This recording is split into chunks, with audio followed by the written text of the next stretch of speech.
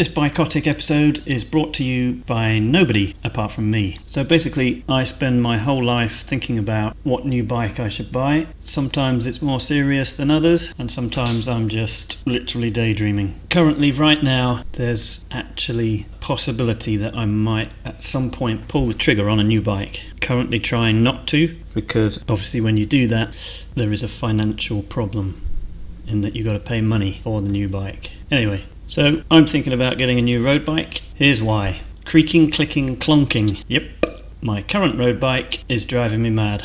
Every pedal stroke, there's a crunch, a click and a crack. And anybody who enjoys their riding will know that immediately crunching, clicking, cracking, clonking just ruins the ride. It's completely intolerable. So this is my current ride. It's a Specialized Tarmac SL4 Elite. So I bought this in September 2014. I pulled the trigger on it at 09:37 in the morning, and I bought it from Wheelies, and the bike cost 1,600 quid, 0% finance, £67 a month over 2 years. I did lots of research when I bought this bike. The pros were obviously riding the tarmac and it was winning a lot of races, so I went for it, and it's been a great bike. One of the first things I did with it was a time trial, and I actually borrowed some TT wheels from the local bike shop, Fulford Cycles, with tubular tyres on, and she went like the wind for about 18 miles, and then I got a puncture and had to get in the back of the van. I've tried riding it through rivers. I rode it 320 miles non-stop to Scotland. She was perfect. Got my phone on there and a power pack, tri-bars, but it wasn't long before I decided that a lot of the components that Specialized supply at that price are like super heavy. So gradually I upgraded seat posts, seat handlebars, stem, and obviously the wheels here. I rode it in all weathers, so it was the only bike I had. Yeah, so that's basically 4 years of pretty heavy use, and according to my Strava profile, this bike has done well over 16,000 miles in those 4 years. So maybe to some people that'll seem like a lot, and to others that won't seem like a lot. It's all relative to whoever's riding it. Anyway, this year, in April, I took it to the Paris-Roubaix Challenge Sportif, which is held the day before the Paris-Roubaix race. Completely misjudged how brutal that was going to be, and this bike, you can only get up to 25mm tyres on it, and the cobbled sections were an absolute horrendous nightmare. So bad, in fact, that my Garmin mount broke halfway round, literally from the fact that it was just vibrating so much. So if you've ever done that Sportif, it's a killer. Would I do it again? Absolutely. Brilliant fun, just very painful. And in fact, I was actually lucky enough to be on the finish line the next day to see Sagan come into the velodrome and take the race. Pretty amazing day. So basically after that Sportif, my poor old Specialized Tarmac was pretty mullered. There was a lot of creaking, there was a lot of cracking, and yeah. A little while after that, I was lucky enough to ride this Trek Imonda through Portugal for a weekend. We covered about 300 miles over a couple of days, and it's not a great picture, but this has got full Dura-Race Di2 on it, and after riding that, I don't think I'll buy another bike with mechanical group set on it, because the Di2 was just an absolute joy to use. Never really thought I'd say that, but having used it over that amount of miles, totally sold. What with the creaking and the cracking from the Specialized and using the Di2 on the Imonda, guess what? I started thinking about buying a new bike. So my immediate thought was the new tarmac.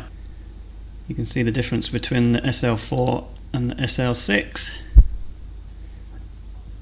But you can also see the gigantic price tag that comes with this S-Works version. Having got the cheaper version of the SL4 tarmac, I felt a little bit hard done by the weight of the components that Specialized used.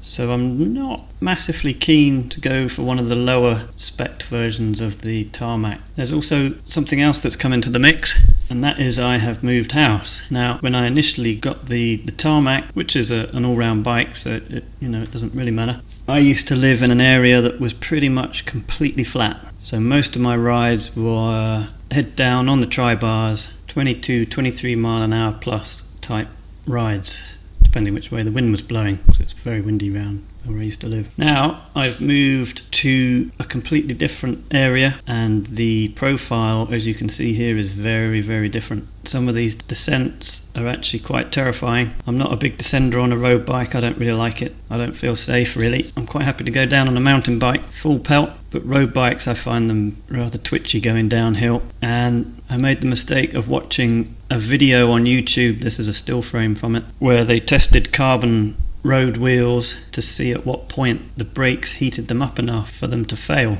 I'm sure none of these descents that I'm doing are actually long enough for that to happen, but I'm still completely terrified by the thought of that happening. So the criteria for my new bike, I've decided it needs to have disc brakes. I just feel more confident with disc brakes. Having done a lot of mountain biking, it's just a no-brainer for me. So I'm not going to buy another bike, a road bike, without disc brakes. I discussed Di2, so I'm not going to buy another bike without Di2. The big one is I seriously don't have 3 or 4 grand lying around to buy a new bike, which is what you need to spend to get any of this. So it has to be on 0% finance. So of course what I would really love is the S-Works tarmac disc. I made a video about that the other day, which you can find on my channel. This to me would be the ideal bike. Well, actually the ideal bike is actually this one, which is Bob Jungle's bike, Rider for Quickstep, and this is just the perfect bike as far as I'm concerned. Gorgeous. And if you look at the saddle there, he's actually got a reverse angled seat post. Not sure if you can even buy that, don't know. So there you go, that's the bike I would like. Of course you can't buy that. So over to the interweb to have a look at what options there are for buying a new bike. And of course I make a bike that I've done quite a lot of videos on, and a make a bike that I would quite happily ride around on is a Canyon. Ultegra Di2, discs, aero wheels, fully fledged race bike used in the pro peloton, and they even list the weights, which are pretty good. So yeah, perfect, job done.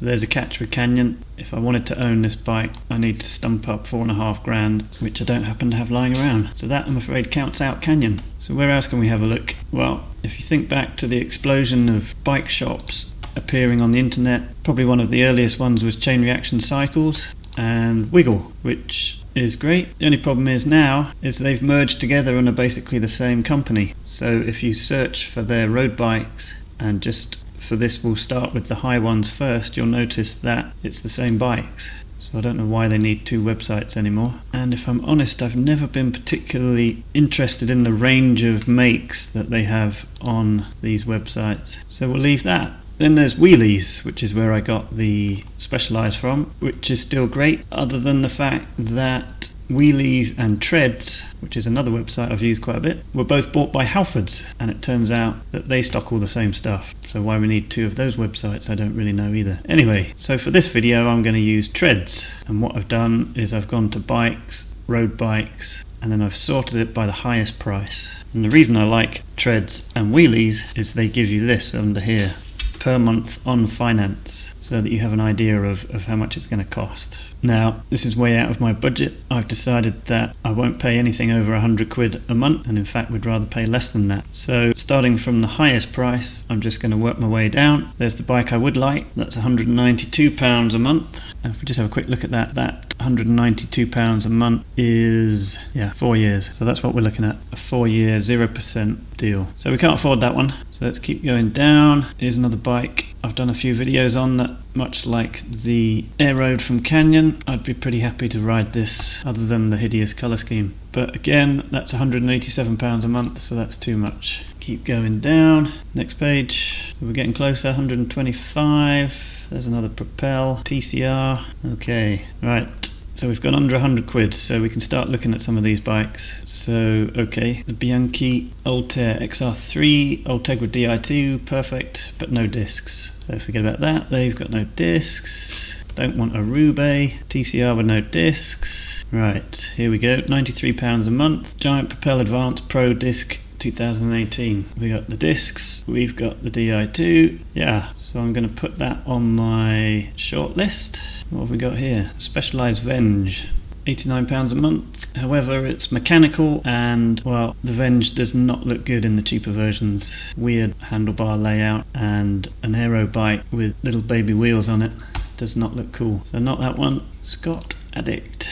Okay, well, it's Di2, it's got discs, £87 a month. That looks like a pretty good deal. But obviously I've looked through all these before, and actually for me, coming in at £83 a month, it's this one that I will be adding to my shortlist, and it's the giant TCR Advance Pro Zero disc.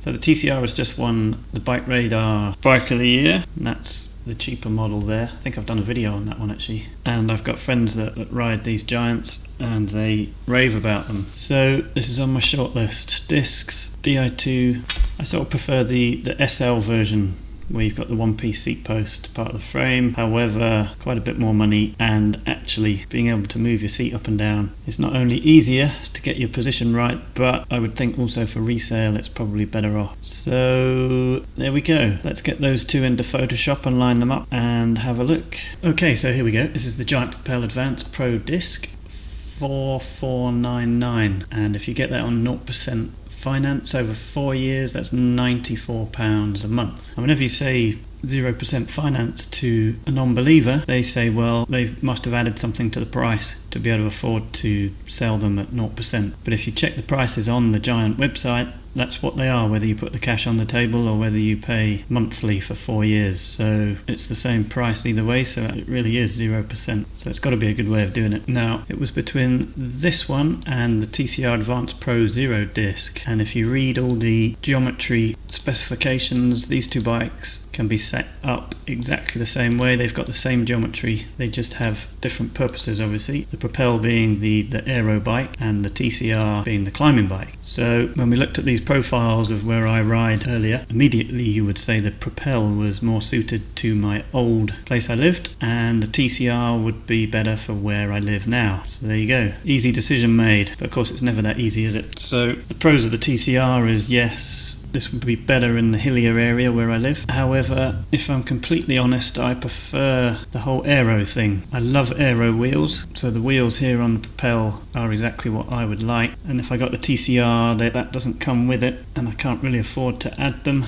I could get a back wheel, but that's another 900 quid. You can get this from Giant, 65mm deep section rear wheel. So there's a rough composite with that rear wheel on. Doesn't look so good with this very shallow front wheel. I think you'd have to upgrade that as well. Just looks wise, but you know, looks wise makes a lot of difference. And the problem with the Propel, other than it's more suited to the flat lands, is this revolting colour scheme. As you can see there, I really don't like that colour or the styling of that colour. So it's a tough one. Even with the two bikes that I've picked out, I still can't really decide. So what I've actually decided, and it seems very boring, but you know, I'm a grown-up, I'm an adult, so I need to think about these things, is I'm going to try and mend the Specialized, get it running smoothly again. I might make a video about that and go through all the steps I go through to try and get rid of all the creaks and cracks and clonks and see how I get on. So, to be continued. No closer to the answer. So there you go. If you like this video, give it a thumbs up and do subscribe to my channel.